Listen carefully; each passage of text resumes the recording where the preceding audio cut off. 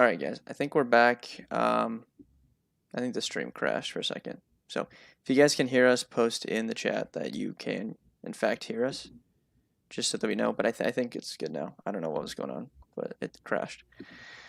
As I was saying, though, we'll wait for you guys to join back up here. Just talking pitchers. Completely agree with you that we are playing Shohei Ohtani, highest strikeout rate on the slate, highest strikeout upside on the slate. Really good matchup. Rockies far and away the worst WRC plus on the road. Lowest ISO as a team on the road. Really good matchup for him. So you're going to be playing him. 100% agree. I think outside of him, I think Garcia is probably my favorite option against the Mariners. He is expensive, over 10K, but I don't like any of these mid-tier or cheaper guys today. So I kind of talked about this in the Game Theory article, and I wanted to talk to you about this. At least as of about 3 o'clock today, the third highest projected owned pitcher on this slate was Mike Minor, 30% owned.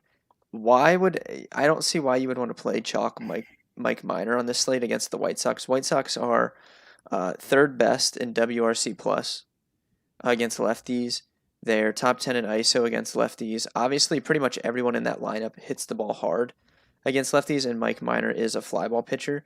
So that just tells you, A, how bad of a pitching slate it is if he's going to be, 30% owned. But I just have no interest in playing him. So I'm probably just going to spend up, play Ohtani, play Garcia. You could talk me into some of the other mid-tier guys, but I'm 100% not going to be playing Mike Minor tonight, personally. Yeah, don't play Mike Minor. I mean, for $100 more, just play Marquez. I feel like that's a pretty clear way to go about doing this. I mean, I don't love the matchup against the Angels, but he's arguably the best pitcher on the slate, and he's not throwing in course. So I agree with you. If you can spend up and play Garcia Ohtani, 100% feel free. I think if you go to the mid tier, for me, it's Marquez. And then if you're dropping down to, it's like a salary relief or kind of like a punt option, it's Michael Pineda. Outside of that, like take your shot on like Wade Miley if you want, I guess. But even him, I don't necessarily love. I don't know. It's a really bad pitching slate, honestly. Yeah, I think Marquez is probably the third guy for me over Mike Minor. You could talk me into him. You could talk me into Spencer Howard against the Nationals. Tough matchup, but Come he at on. least has a little bit of upside, right? Like I would rather play him than Mike Minor. Does he? Yeah, Spencer Howard's actually like gonna be good. I don't know if I he's mean, he's great right now, but he's gonna be eventually. And then Kyle Hendricks, don't really ever want to play him in DFS, but that's basically what we have to work with today, to be honest. yeah, it's bad. I think that like if Joe Ross isn't on a pitch count, if you want to take like an odd shot, just because there are strikeouts for the Phillies lineup, but I'm not a huge Joe Ross kind of guy. I know that prior to him getting hurt, he had a few massive starts. Does kind of have some strikeout upside, but I don't know. It's just really bad. Kind of play Ohtani and then try to get like Garcia or Marquez, honestly. I feel like those are just where you're sitting right now. Yeah, so if you guys have questions on other pitchers, go ahead and ask. I think it's a clear slate for me. I'm not playing Minor. I'm playing Ohtani. I'm playing Garcia, and I'm only playing a couple lineups tonight. I just don't think it's a great slate. You could talk me into some of those other mid-tier guys, but that's about it. I know this is a baseball show, but since we don't have a ton to talk about, I'm going to break this huge NBA trade to you, Bales. Are you prepared for this? I'm not, but let's This hear it. just went through Grizzlies, Pelicans. Okay, Steven Adams, Eric Bledsoe, and the number 17 and 51 picks in the draft for Jonas Valanciunas, the number 10 pick, the number 40 pick, and a first round pick next year. What a strange trade this is. Eric Bledsoe, Steven Adams, and 16. Adams, Bledsoe, 17 and 51 for Valanciunas, 10, 40, and a first next year. I mean, that's gotta be the Pelicans deal, right? Yeah, I like Jonas Valanciunas. He's not bad. The only thing that I can think is that Memphis is thinking they just need a more defensive center because obviously Valanciunas is just atrocious defensively, and they're thinking that I don't know, like Jaren Jackson, John Morant, Dylan Brooks can all lead the offense, and that they don't need Valanciunas' offense. That would be the only thing that I could kind of think would be their reasoning for making that trade. I don't know. That just feels like a win for the Pelicans, does it not? Yeah, I pretty much agree. Speaking of Dylan Brooks, my favorite tweet of the last like month was when they were talking about Euro rules and how the NBA should adopt Euro rules because like they're more physical. And someone said Mhm. Dylan Brooks would be Scottie Pippen if they played with Euro rules because he fouls so much. Like that was my favorite. That was my That's favorite good. tweet. Dylan Brooks does foul a lot. I'll say how. Okay, never mind. I was gonna say how is that offense going to work with Zion and Valanciunas? But I mean, they kind of made it work with Steven Adams and Zion, and it's not like Valanciunas can shoot more than Steven Adams. So Yeah, I just thought that was a weird trade. All right, back on yeah, track. Baseball show. It's July. All right, end of July. Baseball show. Let's go stacks, and then we'll get into positional plays quickly here. So stacks, I think the big ones are going to be the Red Sox Blue Jays game. Obviously, huge total on that game, and some good matchups for those offenses. So I think that game's going to be big. I like the Twins against Matt Manning, and I like obviously if I'm not playing Mike Minor and he's gonna be 30% owned, I'm just gonna stack against Mike Minor. Like it would just make sense if you're not playing him to stack against him. So the White Sox are probably my favorite stack tonight, just because I'm not gonna be playing Minor at pitcher. yeah. I mean, I pretty much agree. In cash, you're gonna want to stack Minnesota and you're gonna want to stack Boston. I feel like it's that simple. Minnesota, just because they traded away Cruz, now everyone's kind of bumped up in their lineup a bit. You still have Kepler, who's under 4,000. Jake Caves projected to play now. He's 3,000. Trevor Lawrence is 2,800. Nick Gordon, 27. Like, it's going to easily let you play the two top pitchers, which is who you want. And then there's even guys on Boston that are way too cheap. Jaron Duran is like 3,000. Kike Hernandez is still 41, I think. So it's not difficult to fit both of them and then a top pitcher. And then I pretty much agree. I think you can stack either side of the Washington Philly game. That's not what I was agreeing with because you didn't say that. I also like Houston, but I do agree that the White Sox are really interesting just because no one's going to play them, especially if people are playing minor, which I believe is a bad decision. But I mean, the White Sox have a few bats that just dominate left-handed pitching. So I do think that that's a good tournament stack. Yeah, I think we covered that pretty well. We're gonna get into some positional plays here. If you guys have questions on any other stacks, you can ask in the chat. Waj said that I guess New Orleans did it because it clears up cap space, and now they can re-sign Lonzo or go get like Kyle Lowry or someone like that. So I guess cap space wise, it I helps them mean, as well. But that makes sense. all right, catcher. If you're spending up, Salvador Perez has been absolutely locked in. I know Dallas Keuchel is kind of a ground ball pitcher, but Perez has been super hot the last couple slates. Obviously hits lefties well. So if you're spending up, I probably would pick him. If you're not, I think at least in cash games, you're going to be looking at Christian Vasquez, 3,600 for the Red Sox, batting seventh, or you can drop down to Trey Barrera for the Nationals. He's 2,400, also batting seventh. I think that's my favorite two cheaper guys, but there's some decent spend up options here as well. Yeah, I think if you're going to the top, I have no problems with Perez. I also like JT Realmuto, or for a bit cheaper than that, Mitch Garver. I have no problems with the salary relief guys that you said. I would just add Reese McGuire. He's only 2,800 and just gives you a piece of that Toronto offense. Obviously better against right-handed pitching. So I think that he's a relatively solid option in just a completely weak slate. Yeah, I pretty much agree. First base is pretty clearly a slate I want to spend up on. You have Vlad Jr. and Jose Abreu both there as the top two most expensive options on DraftKings. I like those guys both a lot. If for some reason I can't fit them, I'm going to go down to Joey Votto He's only 4,100. Now, this is someone that's been locked in. He's actually hit the ball really hard for the whole season, but since he came back off the injured list, really, he's looked really good. And over the weekend, I mean, look at his game log 17, 19, 2, 17, 14, 22. I mean, he's been locked in at the plate, not Yep. scared of targeting Hendricks at all. So I like Joey Votto at his price if you can't afford one of the top options today. Yeah, I completely agree. The guy that I was going to say, Miguel Sano, he's just been better against right-handed pitching, and obviously the big thing with him is that he strikes out a ton. But with Matt Manning, you're not going to get a lot of strikeouts, so we should have contact. The big problem that I have with him at this point is that the Twins lineup came out and he's hitting seventh. So I don't know. I feel like I would rather probably drop down to Joey Votto with you, or my favorite option is going to be Jose Abreu. Yeah, 100% agree. Love Abreu tonight. You could throw in Miguel Cabrera for cheap as well. Pineda gives up a lot of power to righties. And You I and don't, Miguel Cabrera. dude. It's Well, I been like don't. a week straight I of you know, man. touting Miguel Cabrera. We've been playing the Tigers too much, but I actually think they're in play again today. To be honest. I think they're a good play too, especially because I would assume Pineda gets some ownership tonight. Like he's the clear cut salary relief option. And if people are playing him, I do think that it's reasonable to play Detroit. Yeah, people are playing him and Mike Minor, and we're just gonna play the White Sox and the Tigers. That's how this works. Yeah. It's great. So I think it's a good option. Second base, if you're spending up, I think it's Marcus Semien or Jorge Polanco for me. And then if you're in the mid tier, there's some good options here. But who do you like at second? I won't steal everybody from you.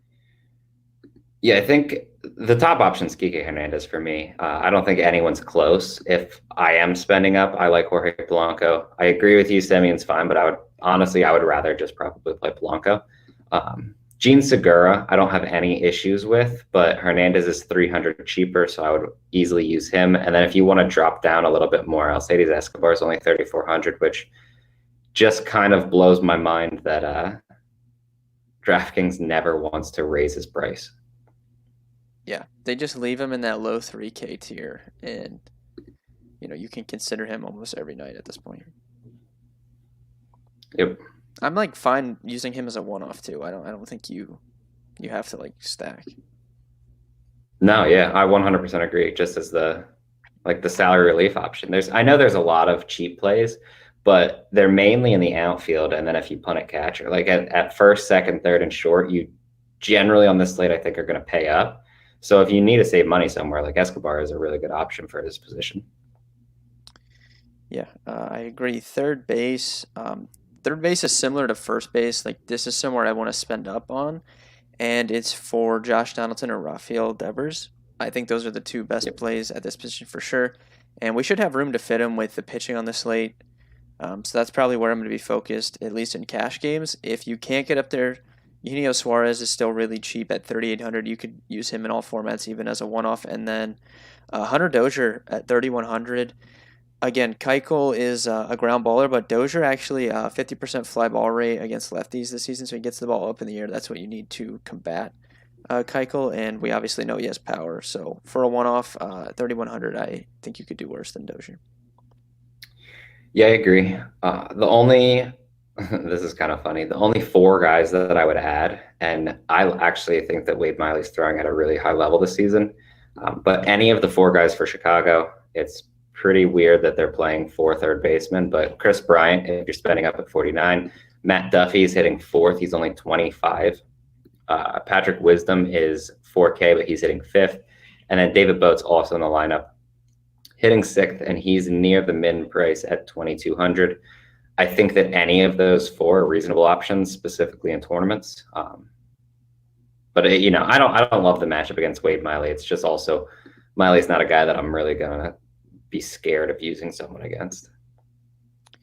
Yeah, I definitely agree. Although he did throw a no-hitter this year, right? Am I Yeah, correct? yeah, he did. Yeah. Unbelievable. Shortstop, really top-heavy position today. This is kind of what happens on these smaller slates. I feel like you have Trey Turner, Tim Anderson, Bo Bichette, and even Correa all at the top. And Didi Gregorius, his price is getting up there, 4,300.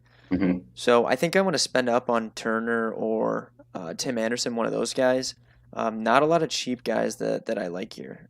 Is there anyone cheap that you would play? I think like maybe Harold Castro at 2,300 you could consider, but I think you want to spend up here. I just don't like any of the mid-tier options. Yeah, so one, I do think that you should spend up here, but if you do want to go cheap, and it solely depends on Houston's lineup, but Aldames Diaz is expected to return tonight. Assuming he's playing, he's hitting seventh before his injury. He looked really good. He was hitting like almost 300 over his last 10. He's pretty powerful, especially with the shortstop eligibility. So if you're spending down, I think Aldames Diaz is far and away the best option because his price tag is probably going to be like mid threes very soon, and you're getting him for 2,100. It's I don't know. It's tough to spend down when you have guys like Trey Turner, Tim Anderson, Bo Bichette all at the top of this position.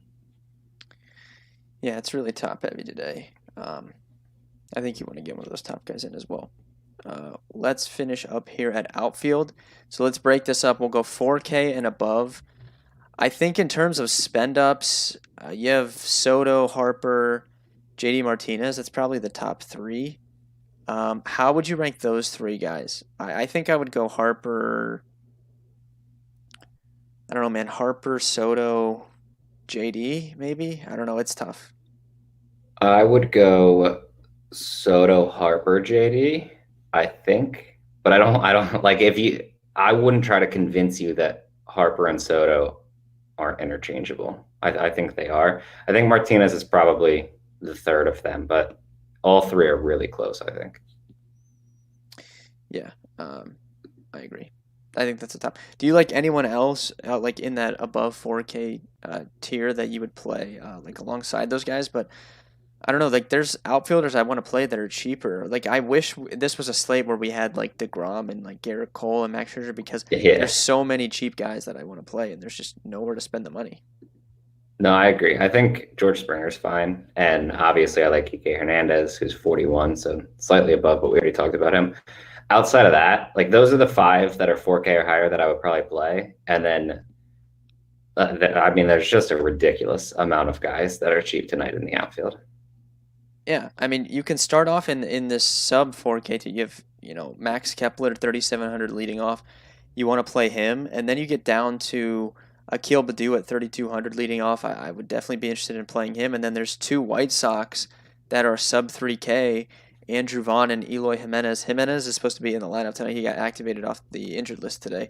Those guys have massive power, and they're under Hmm. 3K against a lefty. Like, it's crazy the amount of cheap options we have here. No, yeah. Well, I mean, truthfully, we can keep him coming. I mean, Brent Rooker has a ton of power. He's 3,200 hitting second for Minnesota. Yep. You have like Jaron Duran hitting second for Boston. He's 3,000. Michael Brantley's only 3,100. Obviously gets a good matchup. Hunter Renfro's up to fifth for Boston. He's 3,300. Alex Verdugo's 35 hitting sixth. Trevor Larnach, 2,800 hitting sixth. Kyle Tucker, I think, is 3,400 on the slate. I mean, it's endless. It's completely endless of the amount of guys that you can use in the outfield that are too cheap.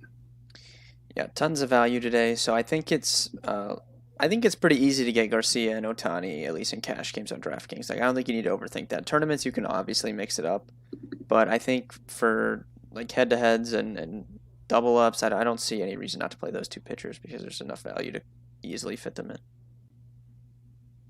No, I completely agree with that. I think that's a good call. All right, I think we covered this pretty light slate. If you guys have any last minute questions, go ahead and ask. Bales, I need a home run call for tonight's 7 games. Yeah, I think it's easy. I think it's an easy call tonight. It's Jose Abreu. Nice. I'm gonna double down with the White Sox and pick Andrew Vaughn. So we each have a White Sox That would have batter. been my second pick, Yeah, yeah. honestly. Such a So good pick. I'm gonna be in on the White Sox on Jock Market tonight as well. So if you guys don't know what that is, it's something we recently partnered with them. If you use the promo code Karma, you can get a deposit bonus up to $50. It's an app. They don't have a website, I don't think. I think it's app only. You download it in the App Store. And they kind of created a fantasy player stock market, and you buy shares of players. You can either do it in the IPO, which is before lock, or you can buy shares of guys after lock. But it's really fun. And if you want more information on that, you can get in our Discord for free and view all the channels for free where we are talking about it. Quickly, someone said best one-off. Best one-off. I'm going to go with... That's a tough one. I don't know. I really clearly want to stack the White Sox, so I want to play Abreu. I want to play Vaughn and Eloy if he's in the lineup, and probably Tim Anderson. So I'm not going to be one-offing first, short, or two outfield spots, so probably second or third for a one-off for me. So I might take Rafael Devers, personally, for my own That's lineup. who I was going to say, so. Yeah. Devers, he's the best one-off. There's no way around it. It's lock him in as the one-off. Someone said, any way to stack the late slate 2 games? If you're playing a late slate, you basically have to stack Houston, right? Yeah, I mean the 2 games, like 2 game slates is kind of where you can get a little bit weird. I feel like because if anyone's, yeah, you want to stack Houston definitely, but I mean that's what everyone's going to be doing. So maybe mix it up. I don't know, take like the Angels or something a little bit weird. But yeah, I mean the main stack is going to be Houston. They also said which pitcher you high on, and the reason I say you have to stack Houston is because Luis Garcia, Shohei Ohtani, and German Marquez are our 3 favorite pitchers on the entire slate. They are 3 of the 4 pitchers on the late slate. So that's pretty much why we say stack Houston. Yep. Thank you guys very much for watching. We appreciate it. Tomorrow, bigger slate, Tuesday, so we'll be back with another stream tomorrow around the same time. So thank you guys for watching, and good luck tonight.